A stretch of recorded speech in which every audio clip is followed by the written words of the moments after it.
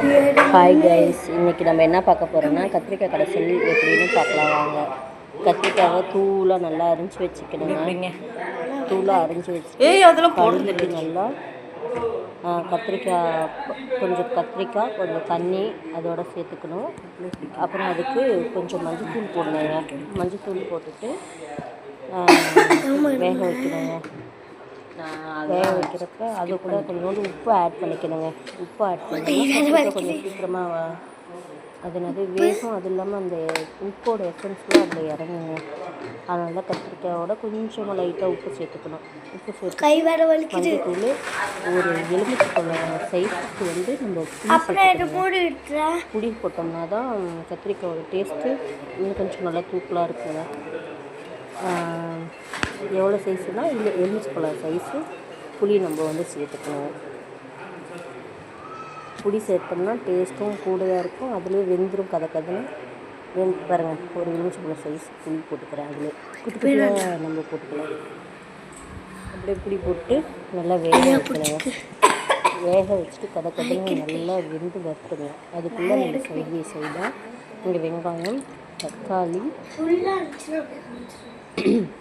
தக்காளி கருவேப்பிலை வரமிளகா இதெல்லாம் நல்லா அரிஞ்சு வச்சுக்கணுங்க. இது எதுக்குன்னா தாளிச்சுட்டு அதில் கொட்டி கடையிறதுக்கோசரம் இந்த வெங்காயம் தக்காளி கருவேப்பிலை மிளகாலாம் இது பண்ணிக்கோங்க. பாருங்கள், நல்லா கொதிச்சு வருதுங்க. நல்லா வெந்து வரட்டும். வெந்ததுக்கப்புறம் அடுத்தது என்ன பண்ணலான்னு பாருங்கள். வெந்துருச்சுங்க. இப்போ கத்திரிக்காய் நல்லா வேக விட்டுட்டோம். தாளிச்சிக்கலாங்க. எண்ணெய் ஊற்றிட்டோம். கடுகு உளுத்தம் பருப்பு போடுறோம். வெங்காயம் கருவேப்பிலை போடணுங்க. கருவேப்பிலை போட்டு நெக்ஸ்ட்டு மிளகா வெங்காயம் ஆட் பண்ணணும். நெக்ஸ்ட்டு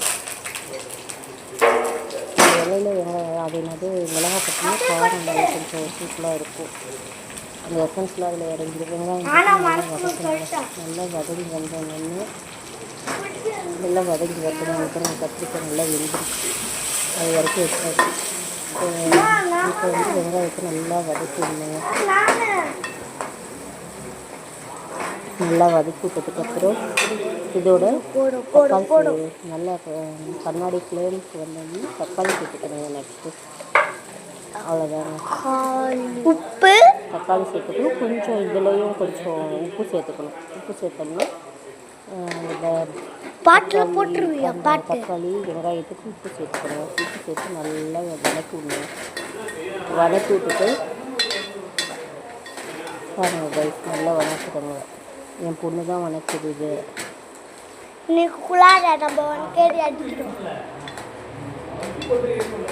சூப்பராக வதக்குறா பாருங்க. எடுத்து தக்காளி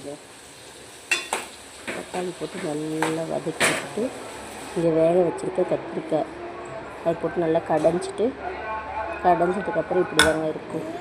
பாருங்கள், லைக் பண்ணுங்கள், சப்போர்ட் பண்ணுங்கள், சப்ஸ்கிரைபர் பண்ணுங்கள். எங்கள் சேனலுக்கு லைக் கொடுங்க, ஷேர் பண்ணுங்கள்.